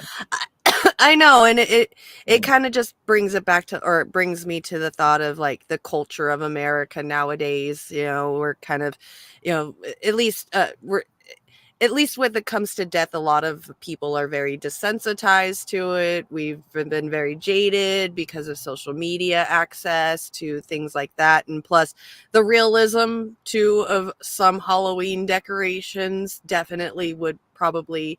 That I've seen some Halloween decorations that were a little sketchy, a little questionable, a little sus. So I could, it's just what really sucks is like you can understand somebody who's sitting there, or mowing the lawn of this house would go around thinking it's a Halloween decoration, just because, I would have figured that those two are pretty much a factor of realism of decorations nowadays and the jadedness and desensitization of death itself. Yeah, and just in our society, just what's happening? And it looks like Rowan County. That's in North Carolina. I think maybe in the mountains. I'm thinking. Okay. Or if it isn't in the mountains, it sounds like it's close to Winston-Salem. Okay. It said Queen City News. That's the news station. So I have no idea. I'm going to look it up, but I think it's near like Winston-Salem, if I'm correct. Oh, Salem. Yeah. Great time or great area to be during Halloween. Yeah. Yeah. I went there during in mid-September one year, and it was really nice. It was like right before the Halloween stuff started. So there was a lot of prep in the town. It was just so fun to watch. Salem, Massachusetts? So cool. Yeah. It's the only place I've ever been vacationing, Salem. What year were you there? I went, probably 2011, maybe. Okay. 2012, somewhere around there. I was there in 2019. That's why I was in that area. Oh, yeah. No, it was definitely 10 years or above the last time I've been there. So that was just a couple of days before I flew to Ireland. Okay. Yeah, that was that. I went back when I was still single, my good old days. Yeah. All right. So, which one you want to do next? So, I forgot to tell you before the show too. I did not look through these to check for like copyright stuff. So, I'm kind of having to go off of just starting to watch it and hope for the best. And I'll Okay. kind of figure it out. The one with, I would think that the one with Moretz and I would not be a copyright infringement. It is like a campaign ad, and I chose that ad. I chose that because it is kind of serious, but there is a context to it. Okay. Yeah. Yeah.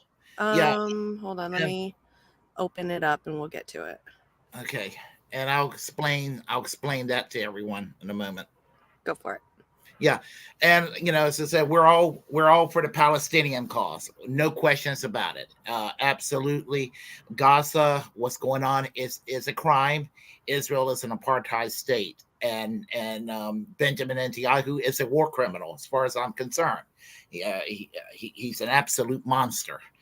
Having all that said, we need to also realize that we have left-wing friends in Israel, and there's a party called Meretz. It is a socialist party, a social democratic or a labor party, whatever you want to call it. It's a left-wing party that's pro-Palestinian rights. It's a pacifist party, and they're pro-ecology. I mean, they are they have positive values on pretty much everything, and so this is from a campaign commercial from a few years ago, and I just figure I just thought I shared this with everyone here. Okay. All right.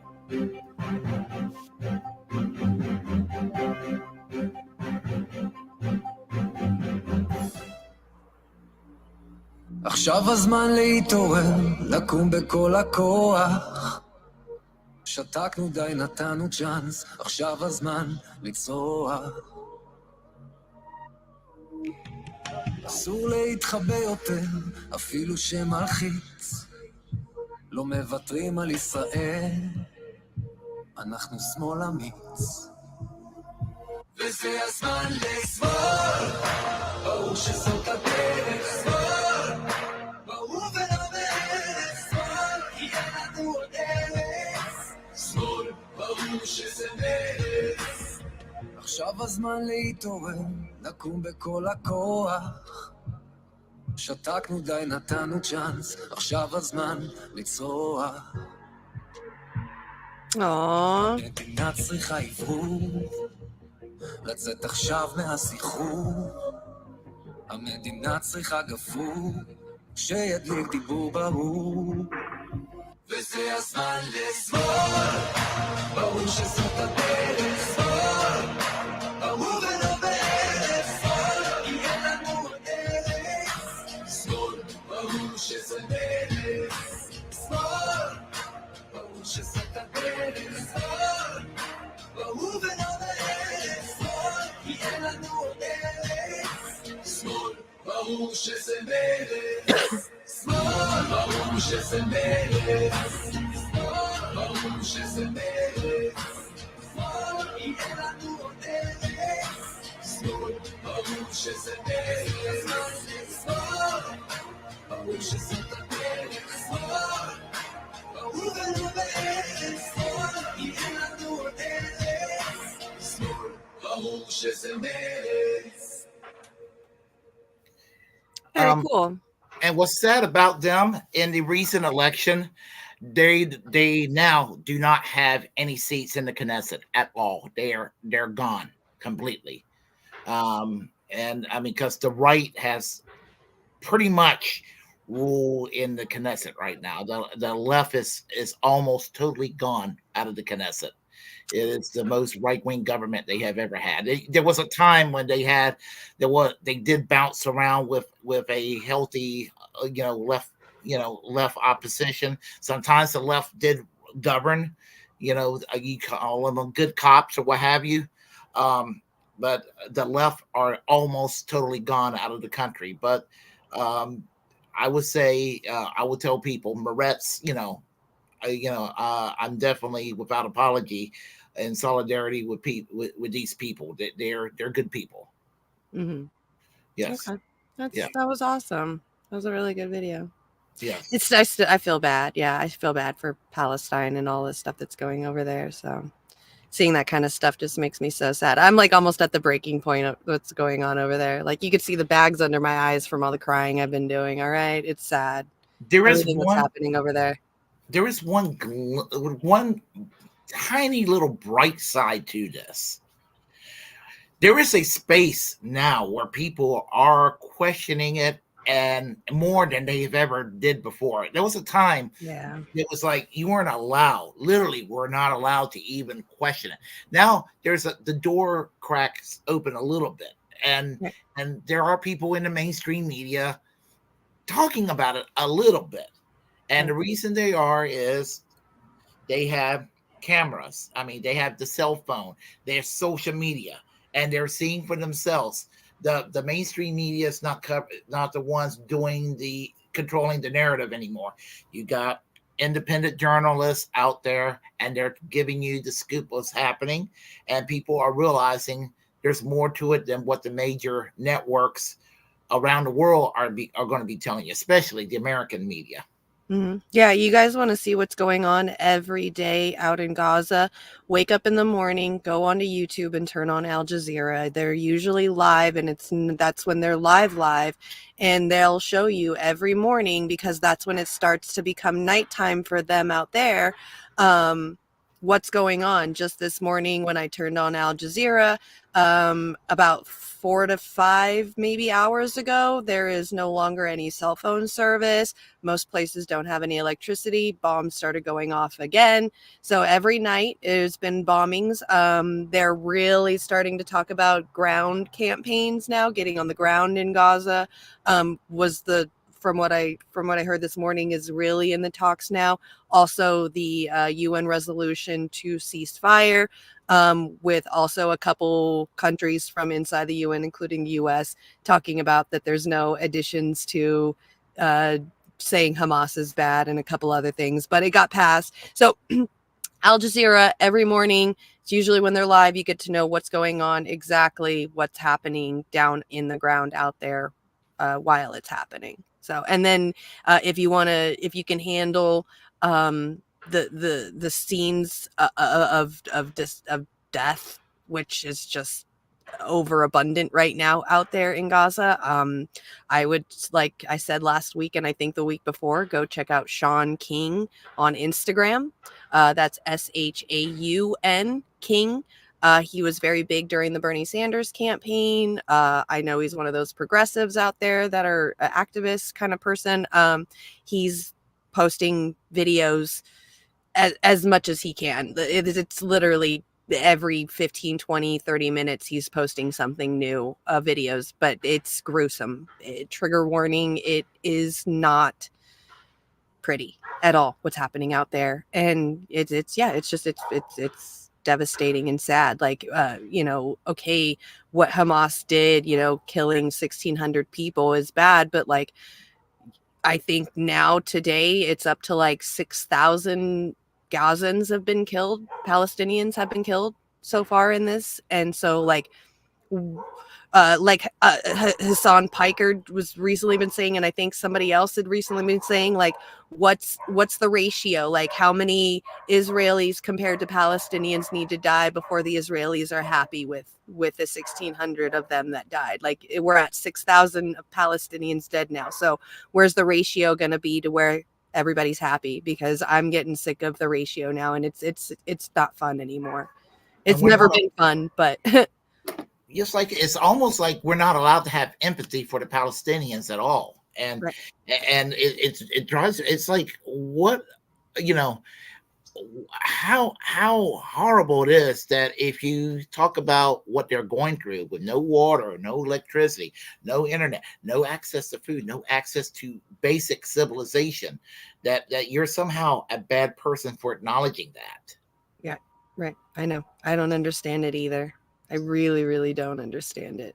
And I'm really hoping that there's like this like collective conscious breaking point where things are going to start flipping and because that we just can't keep living like this. Like this is this kind of mentality, like the way that people think like that is the kind of stuff that you would see back in like when newspapers were really big and people were still riding in horse and buggies and shit. Like the dumbed down mentality because they, you know, stuck in their own little bubble kind of thinking. And I'm waiting for this collective conscious break or shift or something to happen to where the majority of people start seeing the right side, because this is so bad. I really, growing up, didn't think with the technology and everything that we have now that there would be so many people on the wrong side of history. I really thought we were smarter than this.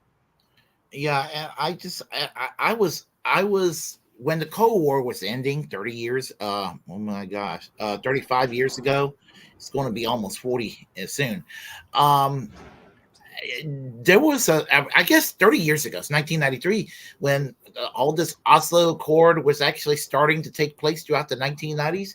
There was a time when it looked like that the Israeli-Palestinian crisis could have been solved, but it somehow it did not happen. And just it's unfortunate. And the country's been getting worse and worse since then. And and here's the thing about Israel: a lot of people don't realize the secular people are moving out of the country. So a lot of the people who are living there, a lot of them are the more religious, theocratic types who are less educated, and they're not going to be able to operate the military technology as well. And there could be a possibility where maybe a time where there will be an advantage on the other side, and if Israel do not negotiate, there's going to be a time where they're going to make a final mistake, a massive one, and it's going to be horrible when they do. So they better, And I mean, I want peace for everybody involved. You know. I agree. Yeah. Same. Yeah. Same. All right. So on to the next story. So mine's a little bit less sad. Nobody was hurt or anything in this. This was just, I personally believe that this was just probably a breaking moment for this person. So recently, an off-duty pilot decided to take some psychedelic mushrooms and then a couple days later went to work, possibly not had slept during the entire time, probably was on a mental break for being on shrooms for 2 days straight, and went to work and tried to crash an airplane. Luckily, they stopped him and got him handcuffed and got the plane taken back in control, and nobody was harmed in this situation. So we don't need to feel this doesn't need to be too upsetting or anything. That's kind of a little bit lighter. So, okay. You'll remember that off-duty pilot sitting in the cockpit on the Horizon Air flight coming from Everett, Washington to San Francisco, diverted to Portland, Oregon, after this off-duty pilot threatened to pull a lever or some type of an emergency handle to shut off the plane's engine. Well, that off-duty pilot appearing in court there today in Multnomah County. And you can see him right there, Joseph David Emerson, his name. We've been speaking to some of our Fox 2 Bay Area reporters. Remember his home there in Pleasant Hill, California. But he was arraigned today there in the Seattle area. Let's get into this even more with our Fox 13 Seattle friends and reporters, including Matthew Smith. He's been all over this story, and he joins me now. Matthew, thanks so much for being with us here. You've been covering this pretty extensively over the course of the last 2 days. I have the criminal complaint in front of me, and it is so wild. What have you found out? Who have you spoken to in this story? Boy, I tell you what, so we're reaching out and trying to talk to people that were actually on that flight. I'll tell you, I live in Everett, so I'm not far away from the airport where this all originated from. And we know a lot of people were actually trying to get to San Francisco, where the flight was actually supposed to be heading. I've been talking to a lot of people, though, on the law enforcement side today, both in the Multnomah County Sheriff's Office, the people that work the jail there, the prosecuting attorney's office, and also the U.S. Attorney's Office, because you see, he's actually facing charges in two different tracks, both locally and federally. Today, the video that you just saw is video of him at the Multnomah County Courthouse. That's out near Portland. That is where that flight was diverted to. And again, he's facing more than 150 charges. 83 of those are attempted murder. And one of the wildest things, you noted that court document. He actually says, I messed up everything. And he told a flight attendant, according to that document, that he was trying to kill everybody. Today, he pleaded not guilty. We actually had a chance to listen into the court system as it was unfolding today. There is probable cause to believe that defendant has committed one of the offenses. It is a low point for 44-year-old Joseph Emerson, now facing 83 attempted murder charges. The longtime pilot was a regular in our parts, not only as a pilot for Alaska Airlines, but as a Cheney grad. I've flown a variety of aircraft throughout my career. In a video posted by the Cheney School District several years back, Emerson was being celebrated in this profile.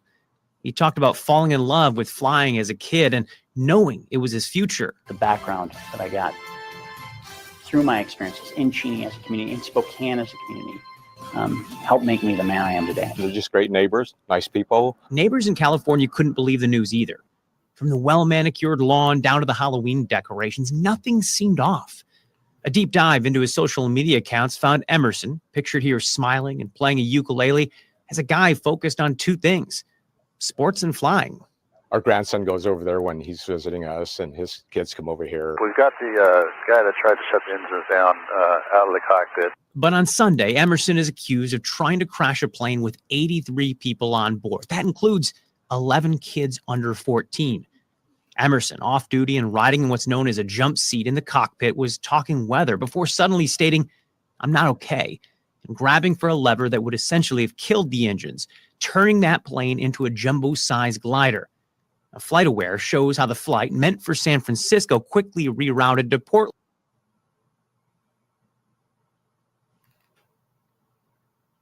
Hello?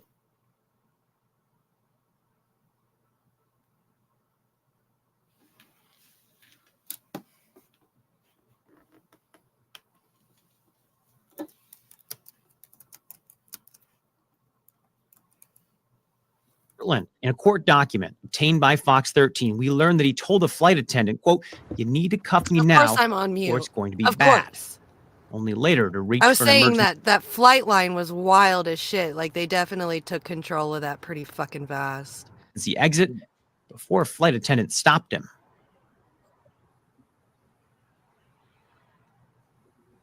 Now, that actually is the newest information, something we didn't know until just today. We had heard that he was in the cockpit causing concern there. We can get into a little bit more of what he actually did, because we have a better idea and understanding with these court documents. But the thing we had not heard until now, Andrew, was that he actually tried to reach for the emergency exit during that descent again. So not once, but twice did he try to bring this plane down in just a short amount of time. Yeah. And Matthew, we're also hearing from Alaska Yeah, Airlines. the parent that was company of- another thing too. When they took control of the plane and got him to the back of the plane, he said, you should cuff me now, or you should handcuff me now, because things are going to get bad." And then a short while later, he tried to open up the emergency exit door, which would be another very terrifying thing to happen. Very, very scary. So understatement there. yeah, so they definitely tied his hands up and got him safe for, himself and everybody else in the area. Definitely scary situation. Pilots did an amazing job taking over that plane and controlling it and getting them landed to safety to get this guy off of the plane. Obviously, he's in court 2 days ago or so,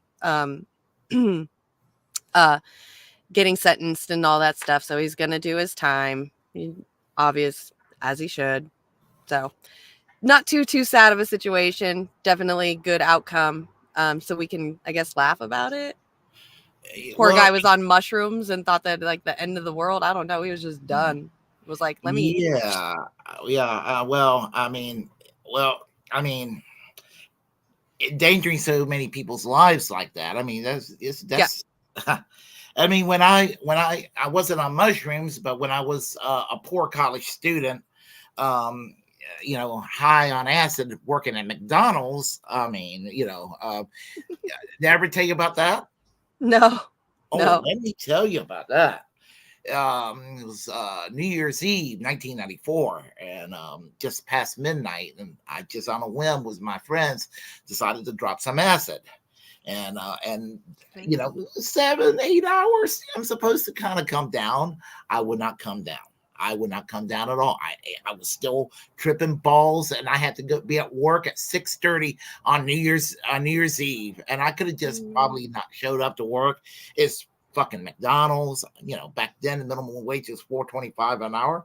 I could have just said, fuck it, but no, like a dumbass, I went to McDonald's. I was very quiet that night, and I was paranoid. I'm like, they're gonna know I'm high. They're gonna know I'm high.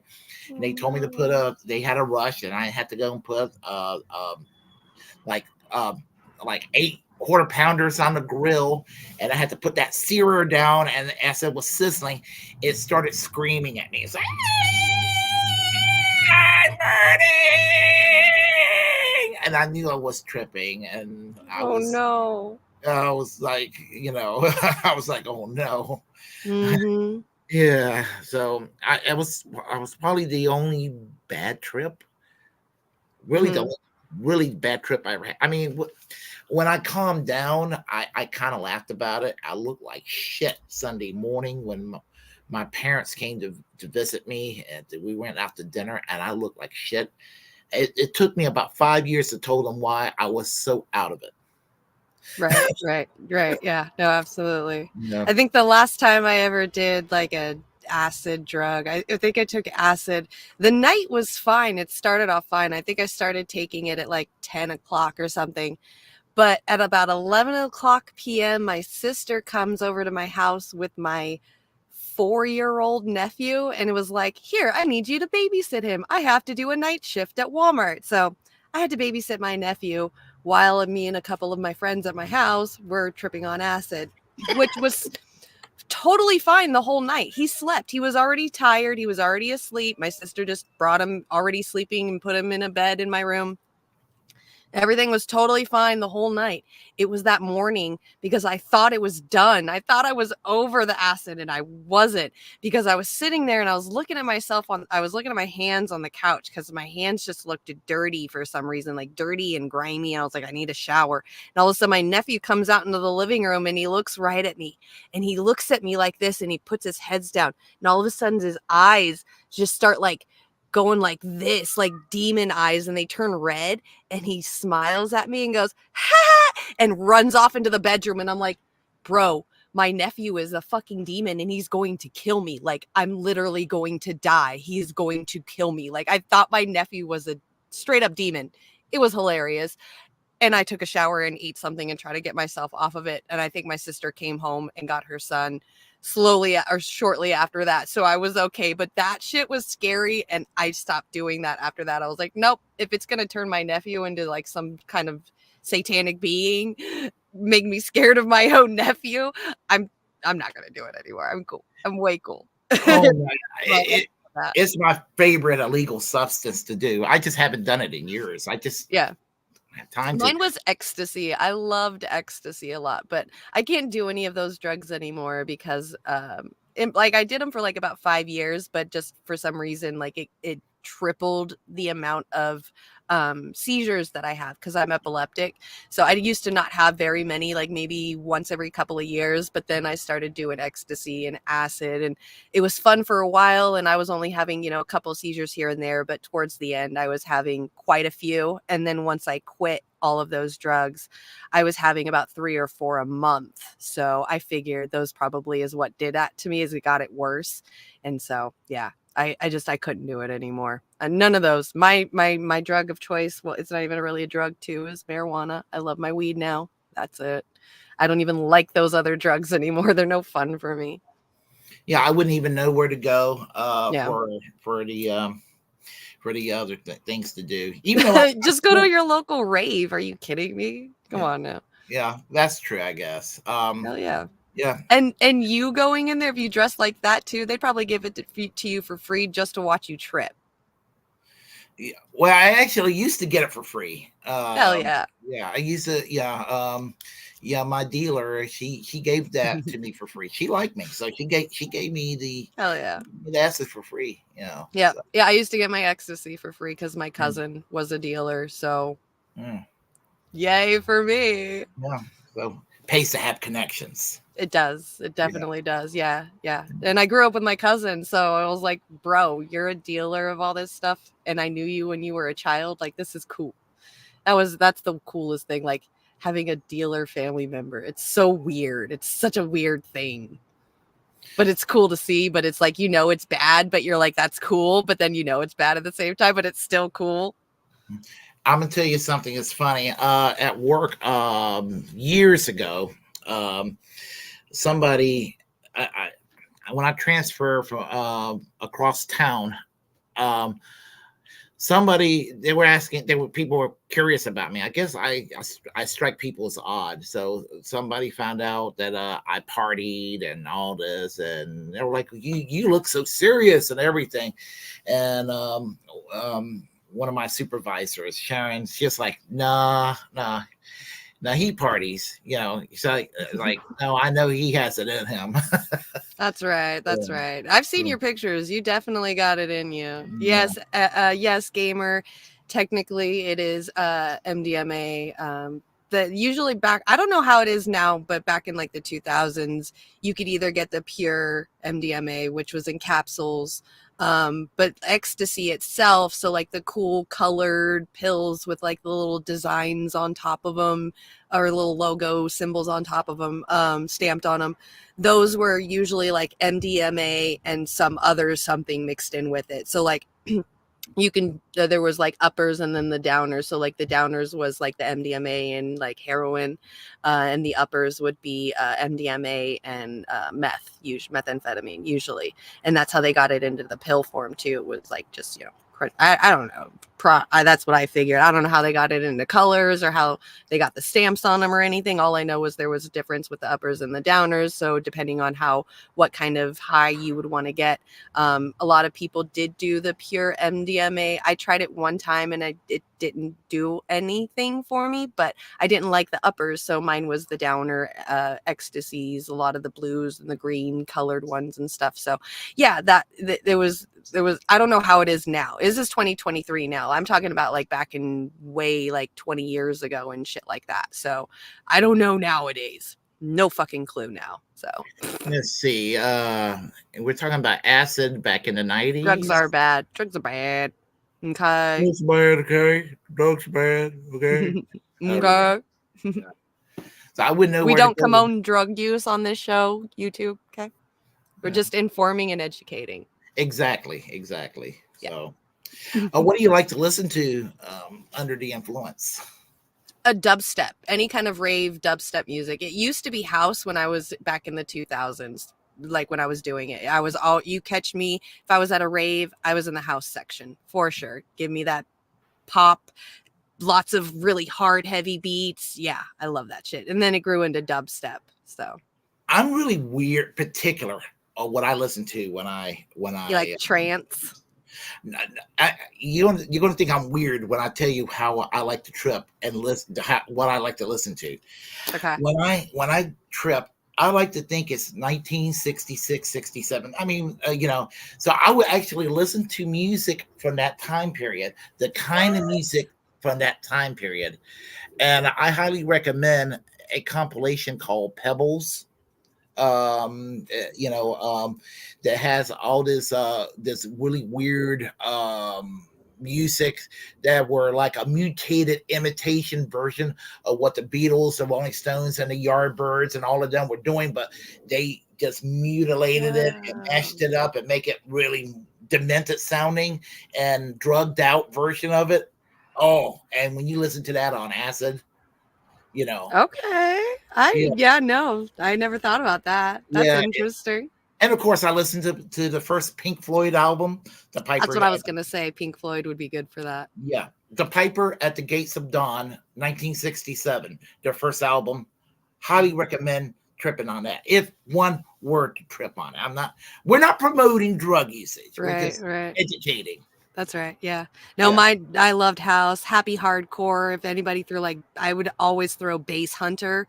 Bass Hunter's All I Ever Wanted was probably my number one song back in those days. Yeah, I was a happy hardcore girl. I was one of those candy raver girls. I was one of those girls that went to the raves with all the different colors with the handmade beads that go all the way up the arm. So I had 100 of them on each arm, and I would go up to a random person, and we'd do this and switch candy beads. And yeah, I was the full on candy girl raver. I loved that shit. But mine was candy raver mixed with goth. That was my style. So for sure. Overall, other than the 60s aesthetics, overall, I was and still am basically That's so cool. 50% punk rockish, 50% goth. But Hell yeah. in the 80s, late 70s, early 80s sense, because I never outgrew it. Yep. I wanted to do the full on industrial goth rave kind of stuff, but I could never afford those tube things that the girls wore in their hairs and the big old black platform boots where I lived. You couldn't find them anywhere, and if you did, they were $300-400 back in the day. I just couldn't afford to do the full on industrial goth look, but that was what I really, really wanted to go for sure. Yeah, candy goth pretty much. Solaski, what's up, bro? Good to see you. Thank you. We're going for the political look today. Should I put my glasses back on? We only got 8 more minutes. Yeah, we only got 8 more minutes left of the show. We can be our Kirsten Sinema and Mitch McConnell. Mitch McConnell. Oh, it's so fun. Oligarch. Yeah. That's right. Oh, it's so fun. For some reason, people call me a turtle man. Why did they call me a turtle? Turtle. It's so much fun. I know. I was sitting there. I was trying to practice her voice and everything this morning, and I'm just I can't do it. I really tried. It's a very nasally Valley Girl sound, and it's super hard to do, especially keeping it, because as soon as I get that nasally sound in there, I want to go country redneck bumpkin. My voice just automatically goes to that, and I don't get the Valley Girl sound. So she's hard. She's a hard one to practice, but I watched a couple of SNL things where they made fun of her, so I could get some references and shit too. Actually, there's a way to sound like a Valley Girl really easy while trying to do an impression of Kirsten Sinema. Dress up as Kirsten Sinema like you're doing, but if you could do an impression or of AOC talking, that could be the Valley Girl talk. Yeah. Because she talks like a Valley Girl. She does a little bit too. Very true. Yeah. Very, very true. Yeah. Oh. Interesting. I'm just enjoying the wig because I'm not going to wear it much longer. This motherfucker's coming off soon. Yeah. It does look good, by the way. Looks great. It's fun. It's fun. I know. I've always wanted to wear wigs, and now I get to have one and try it out. And look at me. I'm short blonde hair with bangs, something I never thought I would do for myself. So. Oh, speaking of wigs, a friend of mine years ago watched Law and Order UK, and he said I could not take them seriously because to this day in the courtrooms the lawyers wear the black robes and the little white wigs on top of wigs, and they're like I could not take them seriously. Yep, yeah. I know. And just think back in the George Washington days, it was pretty much a fashion thing too for the rich. So. Yep. It was a status symbol, and rich people had it. And I just, I can't, it's so weird to me how that kind of stuff. But then, there's, we look at petticoats and those things from the 1950s. We think that that's kind of weird too, how they dress. So it's how it is. I don't know. It's certain crazy. customs are what it is at the time, and Yeah. they fade away.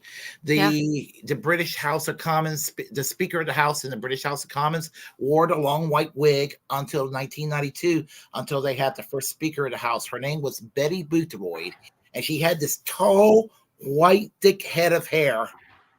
It wasn't quite a beehive, but it was tall, and she did not need to wear a wig, so she refused to wear a wig. And everybody else, the male successors, they were like, "I'm not wearing a wig anymore," so they don't wear wigs anymore in the House of Commons in Britain. Good. Yeah, Good. I kind of like it. I was just like, it's kind of cool, you know. No, it's so embarrassing. There's no way, especially these kids nowadays. If you're like going to college to be, a judge for like the judicial system, they have to know that they have to wear those wigs. There's no Gen Zer that's going to be running around wearing those wigs. No, or Gen Zer not having it. They ain't going to do it. Don't they know how much money these people make? I know, right? I know. Exactly. All right. So what you got coming up this week? Coming up this week. Well, tomorrow, I'm gonna do a stream. I'm 8 o'clock tomorrow night. I'm gonna do a stream tomorrow night. And I'm going to do a stream on Tuesday night. And I just don't know what time I'm going to do it, because I may go to Chapel Hill later on that evening. If not, I'll do it at some point, unless I'm like super tired. But more than likely, I'll do a stream, and then next week I'll do Bragglands again. Hey, yo, there you go. That's what I'm talking about. Okay. What do I got coming up? Tomorrow night, check me and Warren out on Extra Boya at midnight Eastern. We got our secret show. We're doing the Halloween fun extravaganza thing. And then I believe Tuesday night on Halloween night, me and Warren are going to be on Chicago Corner with Jerry and Ed for their Halloween extravaganza as well. So I'm excited.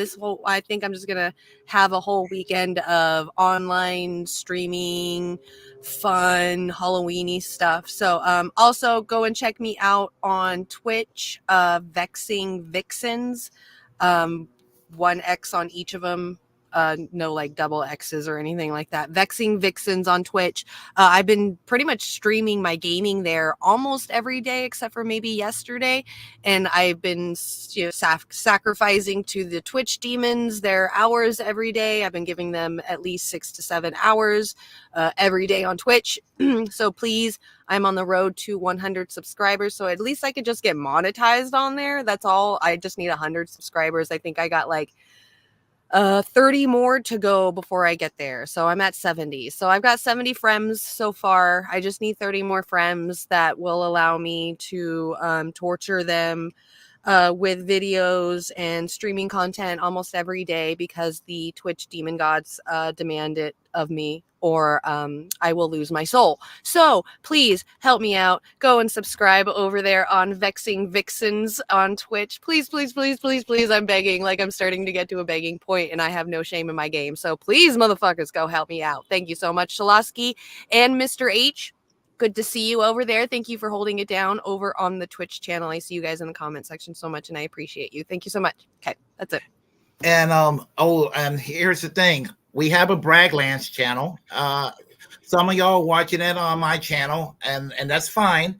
But we have a Bragglands channel. If you could, please subscribe to Bragglands. That's Bragglands. That's YouTube / @Bragglands Show. Please help build up this channel. That's what we're trying to do too. So just help us out on this channel as well, and support us here on Bragglands, and support independent media in general. Absolutely. Thank you guys for coming to the show. I'm going to shout out to you guys out in the channel right now. Again, Miguel or Mr. H, Lasky, Hirsch, thank you guys for holding it down on my Twitch again. Truly, truly, truly appreciate you. I cannot even begin to thank you guys for the support that you have all been giving me. Gamer for Life, thank you for coming and saying hi. Happy Halloween, Miss Sherry. Thank you for coming. Now that you are going to bed soon, I can go and have some trouble. get into some trouble. Cisco, remember you guys, Cisco, PHX Cisco. We're going to be talking to him soon about maybe running for office. Just kidding. Warren, good to see you. Thank you for coming. Earl of Laurel, of course, thank you for coming. Who else do we got in here? Ellen as well. Thank you. Game.film. Rick, of course. I hope you're keeping hell warm for me. Who else do we got? Anybody else did I miss? Kitty, thank you for stopping by. I didn't say hi to you earlier and I wanted to. I saw you in there. But thank you for stopping by, Mr. Kitty. Who else do we got? I think that's it. All right. Yeah, no, that's good. I hope you guys have a good Halloween weekend. I hope you guys get lots of candy, lots of fun, lots of alcohol, whatever you do. I hope you have a really great costume. And I hope to see some of you guys or all of you guys tomorrow night as well over on Warren's show and over on Willie Bragg's show tomorrow night as well. So, yeah, stay high, everybody. What you got to say? Well, yeah, stay high, stay drunk responsibly, of course, and enjoy your weekend. Yes, definitely. Happy Halloween, everyone. Happy Halloween. Peace.